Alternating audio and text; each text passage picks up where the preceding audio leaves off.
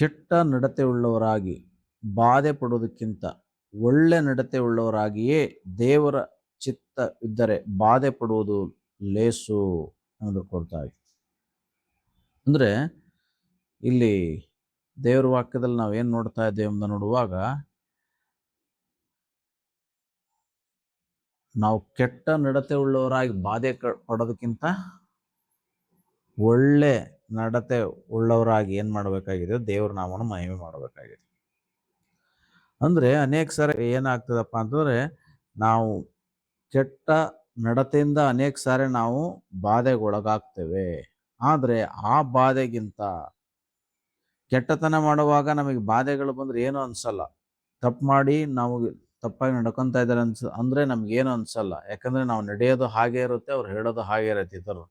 ಆದ್ರೆ ನಾವು ಏನನ್ನೂ ಮಾಡದೆ, ಏನನ್ನೂ ತಪ್ಪು ಮಾಡದೆ ಒಳ್ಳೆ ನಡತೆ ಉಳ್ಳವರಾಗಿದ್ದಾಗ್ಯೂ ಸಹ ಅನೇಕ ಸಲ ಏನಾಗ್ತದಪ್ಪ ಅಂತಂದ್ರೆ ನಮ್ಗೆ ಬಾಧೆಗಳು ಬರುತ್ತೆ, ಹಿಂಸೆಗಳು ಬರುತ್ತೆ, ಅವಮಾನಗಳು ಬರುತ್ತೆ, ತಿರಸ್ಕಾರ ಬರುತ್ತೆ. ಅವುಗಳನ್ನ ನಾವೇನ್ ಮಾಡ್ಬೇಕಾಗಿದೆ ಅಂತಂದ್ರೆ ಎದುರಿಸ್ಲೇಬೇಕು. ಅವುಗಳನ್ನ ನಾವು ಸಹಿಸ್ಕೋಬೇಕು. ಯಾಕಂದ್ರೆ ದೇವ್ರ ವಾಕ್ಯ ಹೇಳುತ್ತೆ, ನಾವು ಕೆಟ್ಟ ನಡತೆ ಉಳ್ಳವರಾಗಿ ಬಾಧೆ ಪಡೋದಕ್ಕಿಂತ ಒಳ್ಳೆ ನಡತೆ ಉಳ್ಳವರಾಗಿಯೇ ದೇವರ ಚಿತ್ತವಿದ್ರೆ ಬಾಧೆಯನ್ನ ಪಡುವುದು ಲೇಸು, ಒಳ್ಳೇದು, ಅದೇ ಒಳ್ಳೇದು ಅಂತ ಹೇಳಿ. ಹಾಗೆ ನಾವು ದೇವರ ಚಿತ್ತಾನುಸಾರವಾಗಿ ಏನ್ ಮಾಡ್ಬೇಕಾಗಿದೆ ಅಂದ್ರೆ ಈ ರೀತಿಯಾಗಿರ್ತಕ್ಕಂಥ ಬಾಧೆಗಳನ್ನ ನಾವು ಅನುಭವಿಸ್ಬೇಕಾಗಿದೆ. ಎಲ್ಲರಿಗೂ ಸಹ ಏನಾಗುತ್ತೆ ಅಂದ್ರೆ ಈ ರೀತಿಯಾಗಿರ್ತಕ್ಕಂಥ ಬಾಧೆಗಳಿರುತ್ತೆ. ಯೇಸು ಸ್ವಾಮಿ ಬಾಧೆಯನ್ನು ಅನುಭವಿಸಿದ್ರು ಅಲ್ವಾ. ಗೆತ್ಸೆಮನೆ ತೋಟದಲ್ಲಿ ಏನ್ ಮಾಡಿದ್ರು, ಅಲ್ಲಿಂದ ಹಿಡಿದು ಆತನು ಸಿಲುಬೆಗೆ ಏರ್ಸೋವರೆಗೂ ಏನಾಯ್ತಪ್ಪ ಅಂದ್ರೆ ಅನೇಕ ರೀತಿಯಲ್ಲಿ ಯೇಸು ಸ್ವಾಮಿ ಏನ್ ಮಾಡಿದ್ರು, ನೋವು ಸಂಕಟಗಳಿಗೆ ಒಳಗಾದ್ರು, ಬಾಧೆಗಳಿಗೆ ಒಳಗಾದ್ರು. ಯಾವುದಕ್ಕಾಗಿ ಅವರು ಬಾಧೆಗೊಳಗಾದ್ರು ಯೇಸು ಸ್ವಾಮಿ? ಹಾಗಾದ್ರೆ ಅವರು ಒಳ್ಳೆ ನಡತೆ ಉಳ್ಳವರಾಗಿದ್ರು. ಆದಾಗ್ಯೂ ಸಹ ಏನ್ ಮಾಡಿದ್ರಪ್ಪ ಅಂದ್ರೆ ಆತನ ಕೈಕಾಲುಗಳಿಗೆ ಮೊಳೆ ಹೊಡೆದ್ರು. ಒಂದು ಕಡಿಮೆ 40 ಚಾಡಿ ಏಟುಗಳನ್ನ ಯೇಸು ಸ್ವಾಮಿಗೆ ಕೊಡ್ತಾರೆ. ಒಂದು ಕಮ್ಮಿ 40 ಚಾಡಿ ಏಟುಗಳಂತಂದ್ರೆ ಆ ಒಂದು ಬಾರ್ಕೋಲ್ ತರ ಏನ್ ಮಾಡ್ತಾರೆ, ಹಾಕಿ ಆತನಿಗೆ ಚೆನ್ನಾಗಿ ಹೊಡಿತಾರೆ.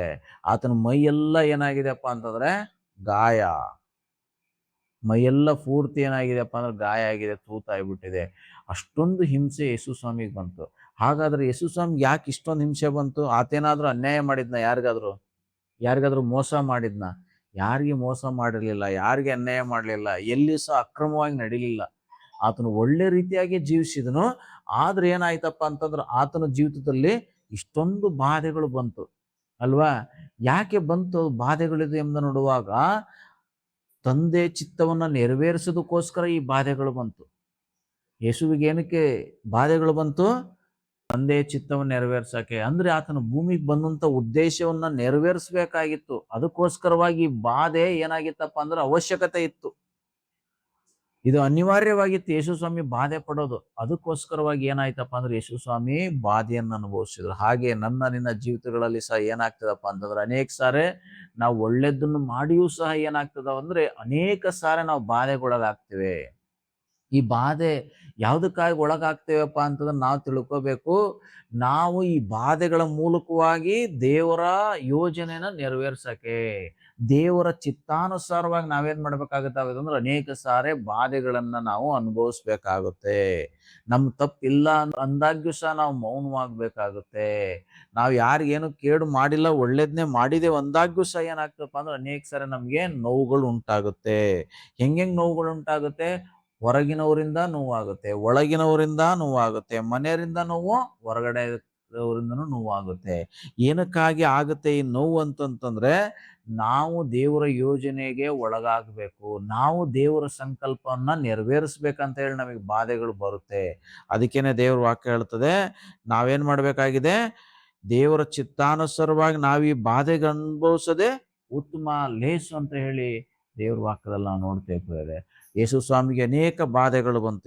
ಯಾವುದಕ್ಕಾಗಿ ಬಂತು ಅಂತಂದ್ರೆ ಆತನು ತಂದೆ ಚಿತ್ತವನ್ನು ನೆರವೇರ್ಸಕ್ಕೆ ಬಾಧೆಗಳು ಬಂತು. ಇವತ್ತು ನನಗೂ ನಿಮಗೂ ಬಂದಿರತಕ್ಕಂಥ ಬಾಧೆಗಳನ್ನು ನಾವು ಯಾವ ರೀತಿ ತೆಗೆದುಕೊಳ್ಬೇಕಂತ ನೋಡುವಾಗ, ಈ ಬಾಧೆ, ಈ ನೋವು, ಈ ಸಂಕಟ, ಈ ಹಿಂಸೆ ನನಗೆ ಕರ್ತನ ಚಿತ್ತವನ್ನ ನೆರವೇರ್ಸಕ್ಕೆ, ದೇವರನ್ನ ಮಹಿಮೆ ಮಾಡಕ್ಕೆ ಬಂದಿದೆ ಎಂಬ ಭಾವನೆಯಿಂದ ನಾವೇನ್ ಮಾಡ್ಬೇಕಾಗಿದೆ ಅಂತಂದ್ರೆ ಅದನ್ನ ಸಹಿಸ್ಕೋಬೇಕು.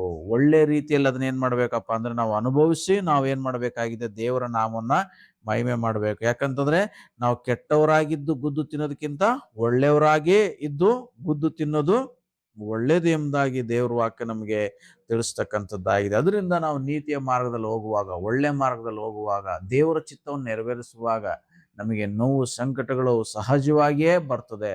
ಅದರಿಂದ ನಾ ಎಲ್ಲಾ ಪರಿಸ್ಥಿತಿಗಳಲ್ಲಿ ಏನ್ ಮಾಡ್ಬೇಕಾಗಿದೆ ಅಂದ್ರೆ ಯೇಸು ಸ್ವಾಮಿನ ದೃಷ್ಟಿಸ್ಬೇಕು.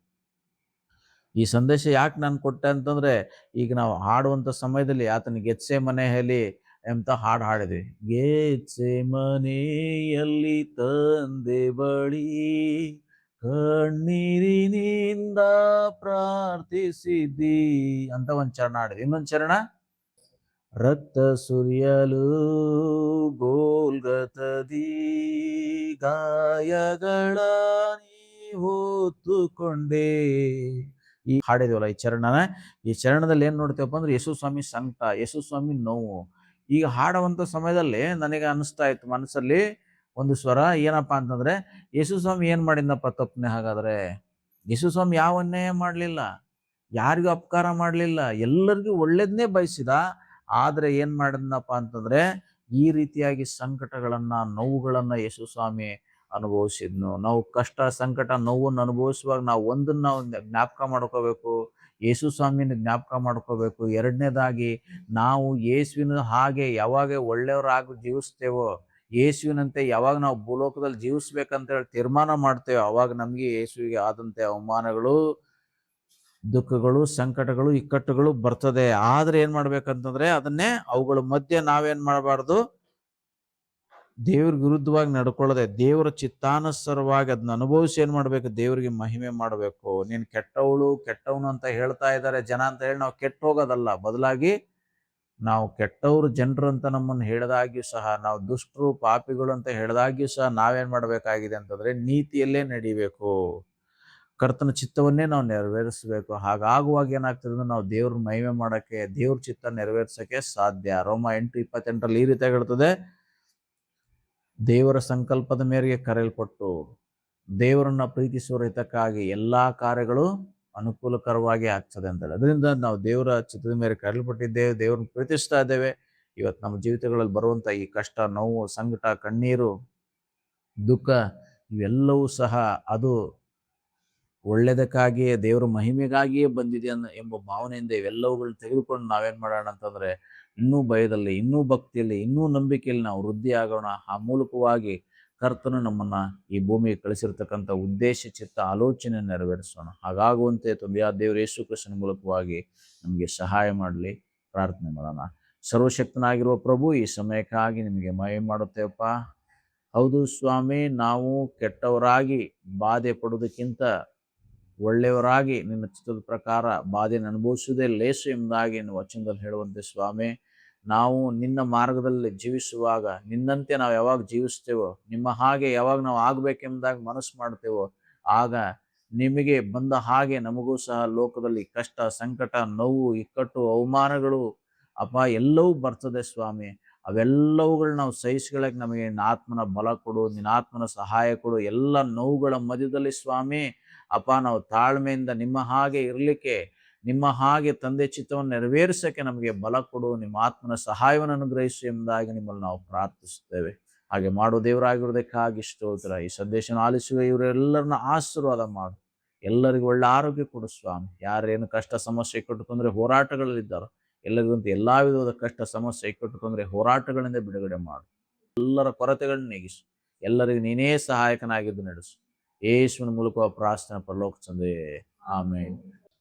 ಈ ಸಂದೇಶ ನಿಮಗೆ ಆಶೀರ್ವಾದಕರವಾಗಿದ್ರೆ ದೇವರಿಗೆ ಮಹಿಮೆ ಮಾಡಿ ನಿಮ್ಮ ಸ್ನೇಹಿತರೊಂದಿಗೆ ಇದನ್ನ ಹಂಚಿಕೊಳ್ಳೋದ್ರ ಮೂಲಕವಾಗಿ ಅವರು ಸಹ ಆತ್ಮಿಕವಾಗಿ ಬಲ ಹೊಂದಲಿಕ್ಕೆ ಪ್ರೋತ್ಸಾಹಿಸಬೇಕಾಗಿ ವಿನಂತಿಸಿಕೊಳ್ತೇನೆ.